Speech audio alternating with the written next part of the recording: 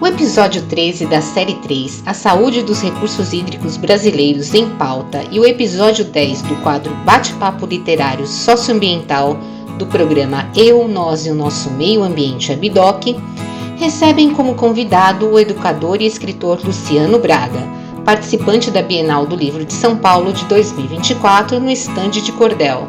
Neste bate-papo conheceremos os caminhos do livro infantil O Segredo do Rio Tietê, de sua autoria, com ilustrações de Marcelino Vargas, e outras histórias do São Francisco de incentivo à conservação socioambiental.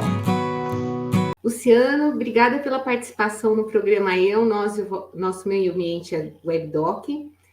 E eu gostaria que você contasse um segredo para a gente, né? O segredo do Tietê, né? Contar um pouco da história, né? Do que é a mensagem principal, né? Do seu livro, e fazer uma ponte, né? Porque foi escrito em 2021 e a gente está em 2024, né? E qual Tietê que a gente enxerga hoje também?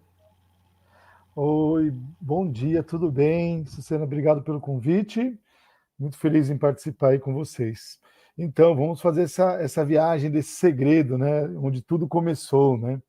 Então, essa história ela surge de uma maneira muito interessante em 2021, com esse problema ambiental, né? Que muito nos aflige, né?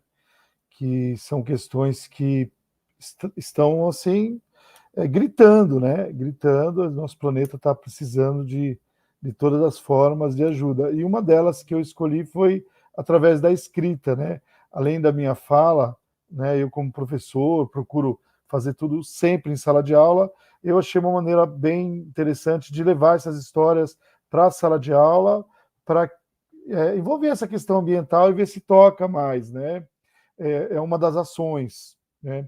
E essa história ela surge através de uma contação de história que eu fiz aqui na comunidade Ibirapuera, né, que é próximo da minha casa, aqui na região do Campo Limpo, Jardim São Luís, né, onde tem uma pessoa lá que faz um trabalho muito bonito, né, e ele me chamou para fazer um trabalho de contação ali na Viela, né, inclusive chama-se, o grupo se chama Vielas, né, esse grupo que me chamou para trabalhar, para fazer esse trabalho, né, é um trabalho voluntário que eu fazia de contação de história.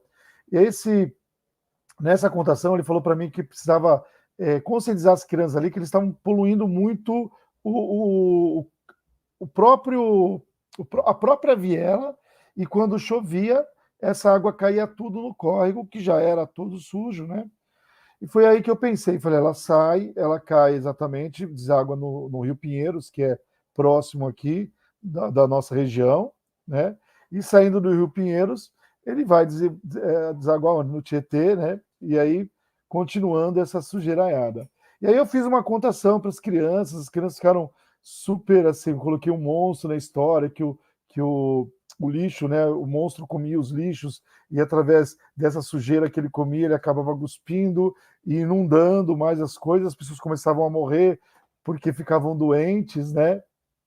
E aí eu fui contando essa história para as crianças, histórias de monstros, eles adoram, né? E eles ficaram muito felizes, assim. O Anderson, né, que é o rapaz responsável lá, ele falou que realmente na época eles tiveram uma consciência, começaram a não jogar mais lixo nas vielas. Aí, através dessa contação, eu falei, que legal, se atingiu esse grupo, né?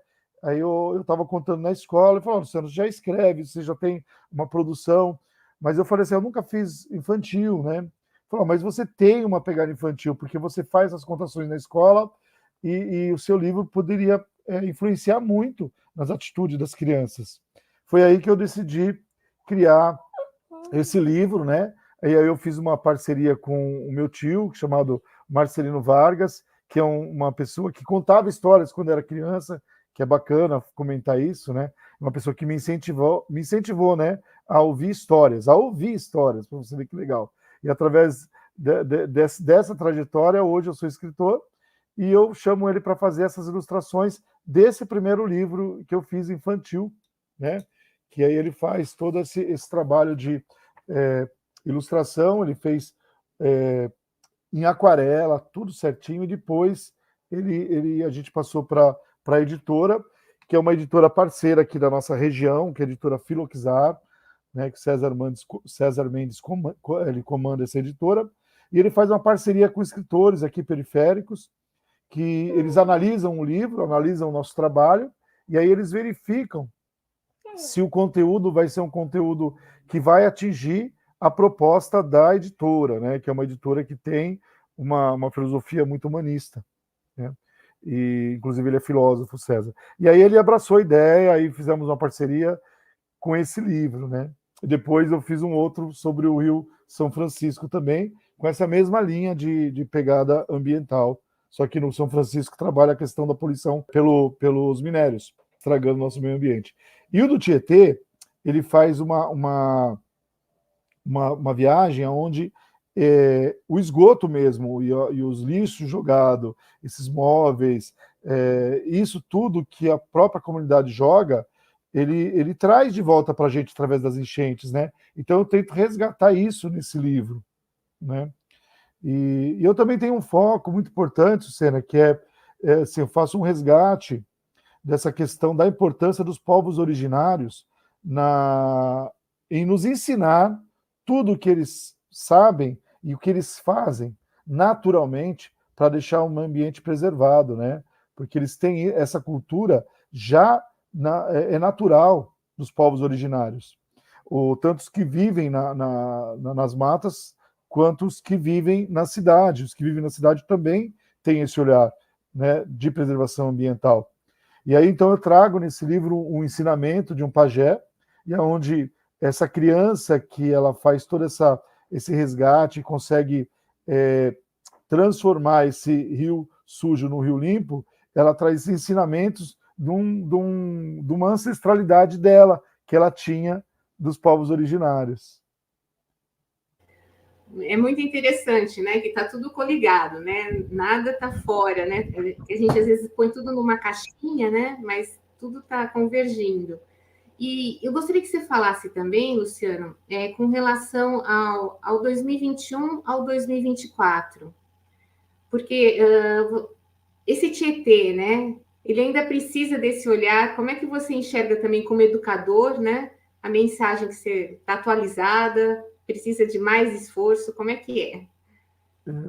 Então, a gente fica pensando, né, até quando a gente vai ter que gritar, né, para a gente não poluir mais, né?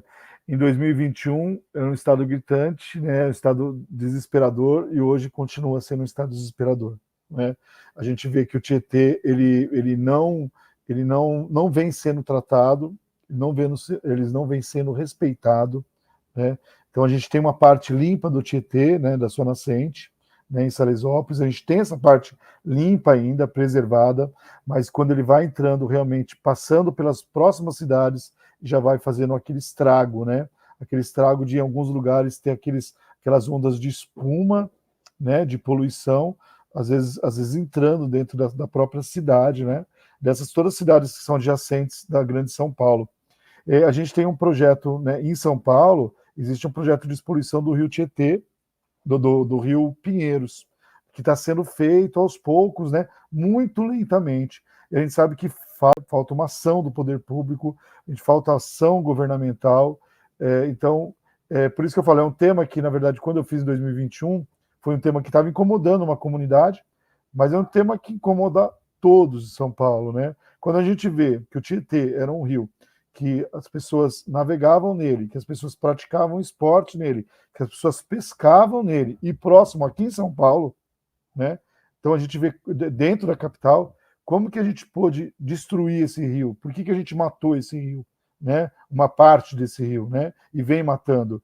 Então eu vejo assim que através das crianças, que eu acredito muito na educação, através das crianças pensando nessa conscientização ambiental, que daqui a alguns anos, tipo 50 anos, eu não sou nem muito otimista e nem pessimista, haja vista o que está acontecendo com as queimadas, né? Que a gente sabe que grande parte dessas queimadas são propositais, são causadas pelo homem na sua ganância de ter aquelas terras para eles, né? Então a gente está matando, agora matamos os rios, estamos matando as florestas, o que mais vamos matar até? Só que a gente sabe, né, que a floresta, ela se renasce. as águas renascem, a gente morre, né? E a gente, sem a natureza, a gente morre. A natureza vive sem a gente, mas a gente não vive sem a natureza, né? Então tem esse olhar. Se a gente não acordar logo, eu acho que realmente vai acontecer o que a ministra projetou há pouco tempo aí, né? O fim da Amazônia num próximo século. E o nosso rio, ele tem solução. A gente vê que é uma questão de investimento público. Nosso rio, gente, o nosso rio, as nossas águas, os peixes, né? Estão tudo aí. Imagina você ter um rio desse dentro da cidade, de uma das maiores cidades do mundo.